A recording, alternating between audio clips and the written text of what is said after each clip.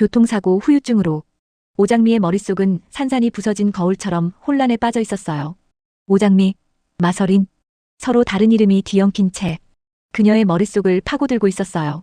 현기증이 몰려왔어요. 그리고 마침내 떠오른 이름, 오장미. 하지만 그 순간 깨달았어요. 그 이름으로 돌아갈 자리는 이미 사라져버렸다는 것을. 그래서 장미는 결심했어요. 마서린의 자리에서 살아가기로, 그리고 복수하기로. 드림그룹을 손에 넣기 위해 살인을 밥 먹듯이 한 채화영. 시한폭탄과 같은 오장미의 마지막 목숨줄마저 끊어내려 했어요.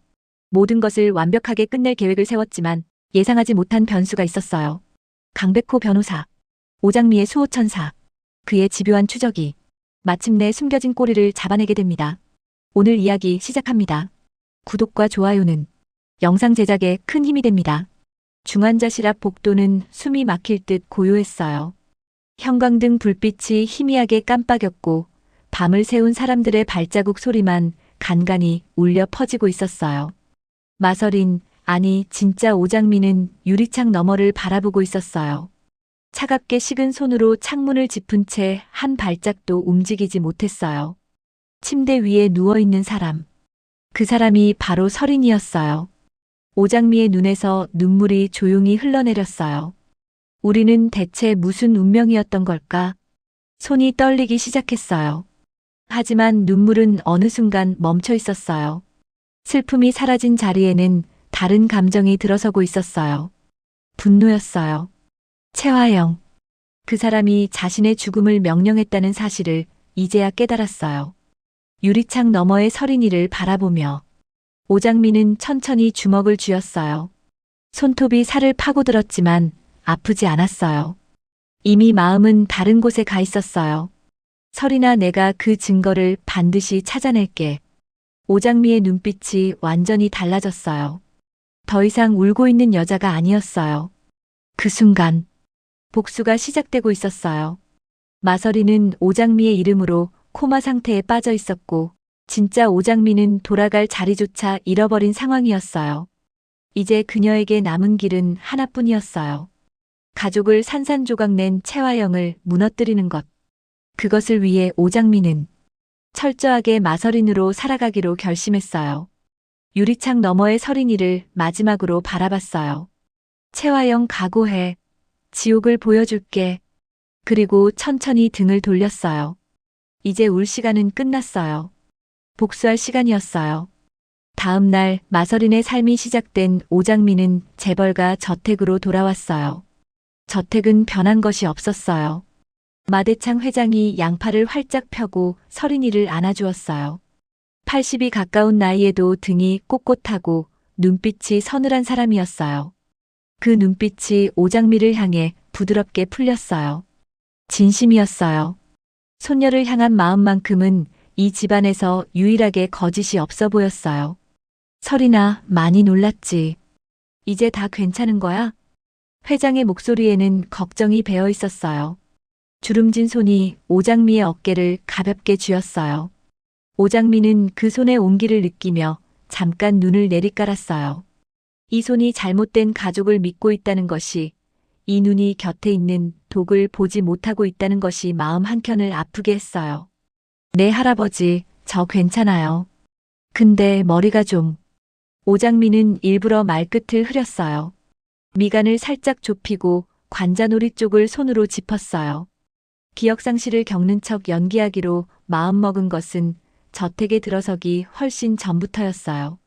서툰 말투, 익숙하지 않은 공간에서의 어색한 시선, 사람 이름을 떠올리는데 걸리는 시간들. 그 모든 것이 기억을 잃은 사람의 행동으로 읽히도록 치밀하게 설계해야 했어요. 그래야 들키지 않을 테니까요.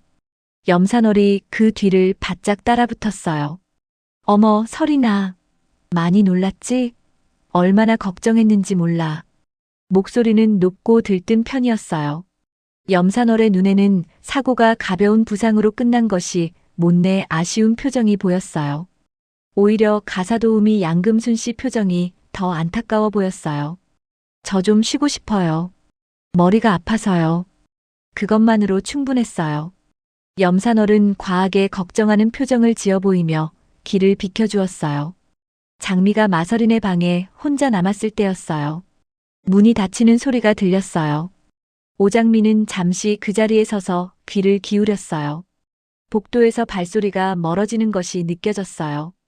그제야 조심스럽게 긴 숨을 내쉬었어요. 하루 중 처음으로 완전히 혼자인 시간이었어요. 방을 천천히 둘러봤어요. 서린이가 모았다는 증거 분명 이 방 어딘가에 있을 거야. 중얼거림은 혼잣말처럼 조용했어요. 그러나 그 안에 담긴 의지는 조용하지 않았어요. 오장미는 곧바로 움직이기 시작했어요. 서랍을 하나씩 열었어요. 손이 빠르지 않았어요. 오히려 느리고 조심스러웠어요. 흔적을 남기지 않으려면 열기 전의 상태를 기억해야 했어요. 서랍 안에 들어있는 물건들의 순서와 위치, 접힌 방향, 그것들을 눈에 담은 뒤에야 하나씩 꺼내 확인했어요. 노트 몇 권이 나왔어요. 표지는 깔끔했어요. 손때도 많이 타지 않은 것들이었어요. 기대를 품고 펼쳤지만 안에는 일기라고 부르기엔 짧은 메모들 뿐이었어요. 약속 날짜, 이름, 전화번호, 간간히 적힌 할 일 목록. 감정의 흔적이 없었어요. 서린이는 마음속 이야기를 글로 남기는 아이가 아니었어요. 오장미는 노트를 조심스럽게 덮었어요. 서린이가 어떤 아이인지, 어떤 방식으로 세상을 살아가는 사람인지를 이제 조금씩 이해해가고 있었어요. 섬세하고 감각적이지만 자신의 속내를 좀처럼 드러내지 않는 사람이었어요. 비밀을 가지고 있다면 절대 눈에 띄는 곳에 두지 않았을 거예요. 옷장을 열었어요. 계절별로 정리된 옷들이 빼곡하게 걸려 있었어요. 그 사이사이를 손으로 더듬으며 확인했어요. 서랍장을 열고 속에 든 것들도 하나씩 살폈어요. 수많은 액세서리와 가방들, 박스 안에 담긴 소품들까지 샅샅이 뒤졌지만 결정적인 것은 보이지 않았어요. 방 안 어딘가에 있을 거라는 확신과 없을지도 모른다는 불안이 번갈아가며 오장미의 마음을 훑고 지나갔어요. 다음 날 오장미는 일찍 출근했어요. 마서린으로서의 첫 번째 업무 복귀였어요. 자신을 마중 나온 비서의 얼굴을 보며 이름을 곧장 떠올리지 못하는 척했고 익숙한 복도를 처음 걷는 것처럼 눈을 천천히 굴렸어요. 사람들은 그녀를 걱정스럽게 바라봤어요.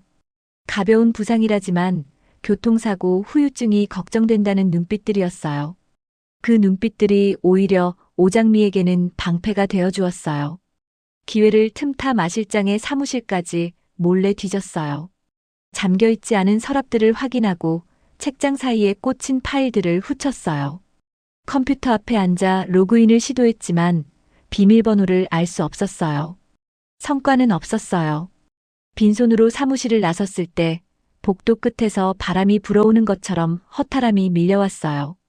이틀을 움직였어요. 이틀 동안 할 수 있는 것은 다 했어요. 그러나 손에 쥔 것은 아무것도 없었어요. 모든 것이 막혀버린 것 같았어요. 그 순간 오장미는 깨달았어요. 지금 자신의 곁에는 아무도 없다는 사실을요. 단순히 혼자라는 것이 아니었어요. 연락을 취할 수 있는 사람이 없다는 것이었어요. 엄마에게도 강백호 변호사에게도 연락할 수 없는 처지였어요. 전화 한 통이 모든 것을 무너뜨릴 수 있는 상황이었어요. 진짜 이름을 부를 수 없는 삶.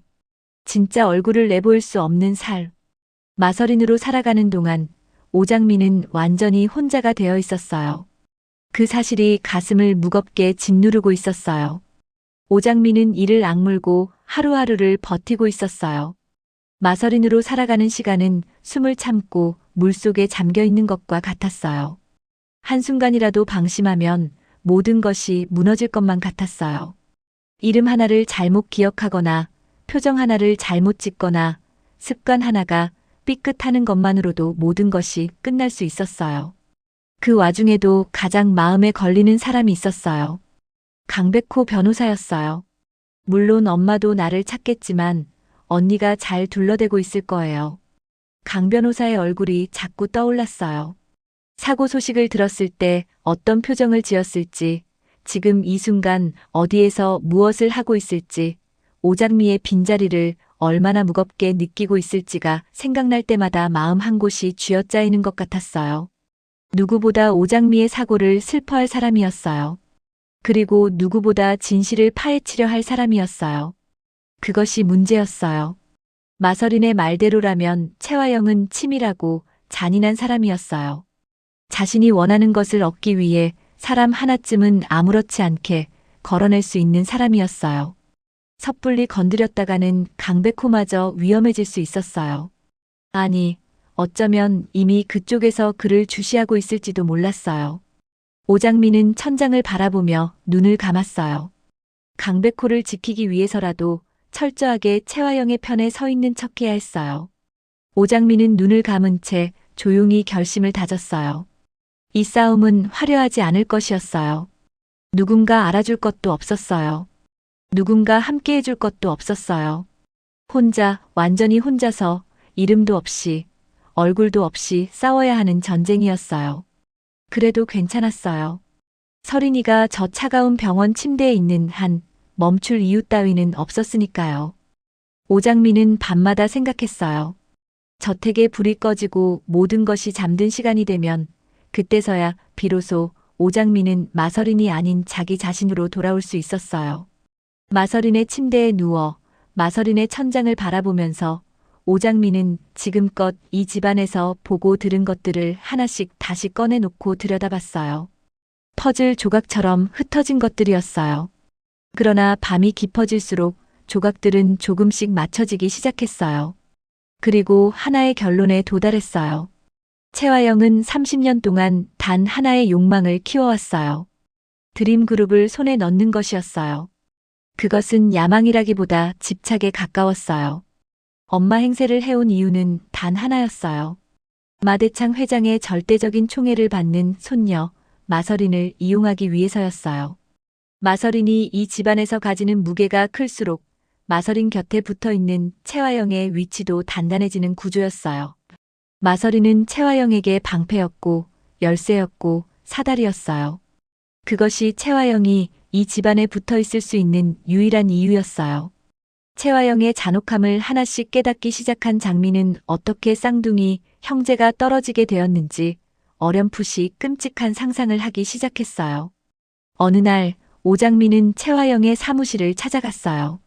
드림호텔 대표 집무실 아래로 한강대교가 내려다 보이고 있었어요. 탁 트인 풍경이었어요. 강물은 햇빛을 받아 잔잔하게 빛났고 다리 위로 차들이 개미처럼 오가고 있었어요. 탁 트인 풍경과 달리 그 방 안의 공기는 차갑게 얼어붙어 있었어요. 채화영은 책상 앞에 앉아 서류를 내려다보고 있었어요. 오장미가 들어섰을 때 고개를 든 그 눈빛에는 감정이 없었어요. 반가움도 경계도 의심도 아닌 그저 평가하는 눈빛이었어요. 마치 가격표를 확인하듯 빠르게 훑고 다시 거두는 눈빛이었어요. 기억상실을 연기하고 있는 오장미의 눈에는 예전과 다른 냉정함이 흐르고 있었어요. 그러나 그 냉정함이 겉으로 드러나서는 안 됐어요. 엄마 그동안 내가 어땠는지 모르지만 걱정 끼쳐드려서 미안해요. 조심스럽지만 또렷한 목소리였어요. 틈을 주지 않으면서도 부드럽게 닫혀있는 목소리였어요. 앞으로는 회사 일에도 관심을 갖고 엄마를 도울게요. 채화영은 잠시 아무 말도 하지 않고 딸을 바라봤어요. 그 침묵이 얼마나 이어졌는지 정확히 가늠할 수 없었어요. 오장미는 그 시간 동안 채화영의 눈에서 무언가를 읽으려 했어요. 의심인지 안도인지 아니면 새로운 계산인지를요. 그리고 이내 채화영이 미소를 지었어요. 그래, 전화위복이구나. 이제야 내 딸 같네. 밝게 웃는 얼굴이었어요. 그러나 눈빛은 전혀 웃고 있지 않았어요. 입술 위에 얹힌 미소와 눈 속에 담긴 것이 완전히 다른 사람의 얼굴이었어요. 오장미는 그것을 봤어요. 그리고 아무것도 보지 못한 척 조용히 고개를 숙였어요. 그 순간 채화영의 머릿속에는 다른 계산이 돌아가고 있었어요. 마서린을 잃을 수도 있다는 불안이 있었어요. 마서린이 사라지면 자신도 이 집에서 쫓겨날 것이라는 두려움이 있었어요. 그것이 그 미소의 진짜 이유였어요. 사고 이후 고분고분해진 딸이 반가운 것이 아니라 여전히 자신 곁에 붙어 있어 준다는 사실이 안도스러웠던 거예요. 그래서 채화영은 결심했어요. 자신의 아들 강준호와의 결혼을 서두르기로요. 마서린을 완전히 자신의 편으로 묶어두기 위해서요. 일도 중요하지만 강준호 본부장과 결혼을 서두르자. 채화영이 부드럽게 말했어요. 마치 딸의 행복을 걱정하는 어머니처럼 나무랄 데 없이 다정한 말투였어요. 인생은 언제 끝날지 모르잖아. 좋아하는 사람과 빨리 함께 해야지. 오장미는 잠시 말을 잇지 못했어요. 강준호라는 이름이 낯설었어요. 서린이가 강준호를 좋아했다는 사실조차 알지 못했기 때문이었어요. 그 공백이 얼굴에 드러나지 않도록 오장미는 잠깐 창 밖을 바라보는 척 시선을 돌렸어요. 며칠 뒤 강준호를 실제로 마주했을 때 오장미는 곧바로 깨달았어요.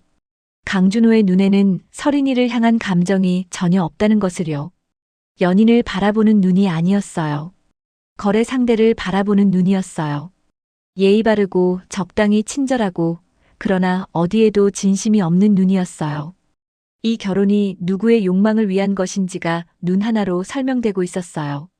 그리고 동시에 알아차렸어요. 채화영의 곁에는 언제나 비서실장 이강혁이 그림자처럼 붙어 있다는 사실을요. 그는 말이 없었어요. 필요한 때에만 움직이고 필요한 때에만 존재를 드러냈어요. 그러나 오장미는 그가 자리를 비울 때조차 그의 눈이 어딘가를 향하고 있다는 것을 느꼈어요. 늘 어둠이 깔려있는 눈이었어요. 무언가를 오래 봐온 사람, 혹은 무언가를 오래 해온 사람의 눈이었어요. 그날 밤이었어요. 오장미는 우연히 채화영의 방 앞을 지나가다가 문틈 사이로 흘러나오는 목소리를 듣게 되었어요. 발소리를 죽이고 멈춰 섰어요. 안에서 새어나오는 빛이 복도 바닥 위에 가느다란 선을 그리고 있었어요. 차갑고 낮은 목소리였어요. 그 아이는 시한폭탄이야. 마지막 목숨줄을 끊어. 오장미의 심장이 멎은 듯 멈췄어요. 순간 온몸의 혈액이 어딘가로 빠져나가는 것 같았어요. 발이 바닥에 붙어버렸어요. 그 자리에서 단 한 발짝도 움직일 수 없었어요. 그 아이가 누구인지 굳이 확인할 필요도 없었어요. 코마 상태로 누워있는 서린이었어요. 이미 사고로 한 번 목숨을 빼앗길 뻔했던 서린이었어요. 그런데 그것으로도 부족했던 거예요. 채화영에게 서린이는 여전히 제거되어야 할 존재였어요. 오장미는 입술을 깨물었어요. 소리가 나오지 않도록요. 눈물이 차오르는 것이 느껴졌지만 흘리지 않았어요. 지금은 울 때가 아니었어요. 천천히 소리 없이 발을 떼었어요. 떨리는 몸으로 방으로 돌아온 오장미는 더 이상 망설일 수 없다는 걸 깨달았어요. 서린이는 지금 이 순간에도 위험했어요. 시간이 없었어요. 강백호에게 알려야 했어요. 그러나 직접 연락할 수는 없었어요. 마서린의 이름으로 강백호에게 연락하는 순간 채화영의 촉수가 그 신호를 잡아챌 수도 있었어요. 직접적인 흔적은 남겨서는 안 됐어요. 오장미는 처음 보는 메신저 앱을 깔고 계정 이름 대신 숫자를 넣었어요. 손이 떨렸어요. 화면이 잘 보이지 않을 정도로요. 그러나 글자를 쳐내려가는 손가락은 멈추지 않았어요. 오장미를 노리는 사람이 있어요. 24시간 보호가 필요합니다. 메시지를 보내고 나서 오장미는 그 앱을 바로 삭제했어요. 폰을 내려놓고 가슴 위에 손을 얹었어요. 심장이 빠르게 뛰고 있었어요.